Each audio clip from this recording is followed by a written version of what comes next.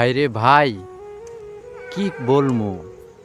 এমন এক পরিস্থিতির ভিতরে আইসা দাঁড়াইছি, বইলা শেষ করতে পারবো না।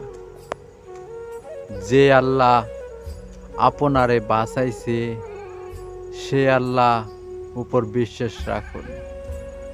রিজিকের ব্যবস্থা তো তিনিই করে দিবেন, যিনি আপনারে বাঁচাইছে।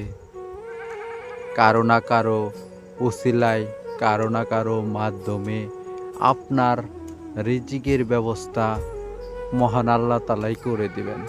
তাই আল্লাহর উপর বিশ্বাস রাখুন, তাহলেই আল্লাহ তাআলা অবশ্যই আপনার রিজিকের ব্যবস্থা করে দিবেন। যে আল্লাহ বাঁচায় রাখছে, সে আল্লাহ অবশ্যই আপনার রিজিকের ব্যবস্থাও করে দিবেন।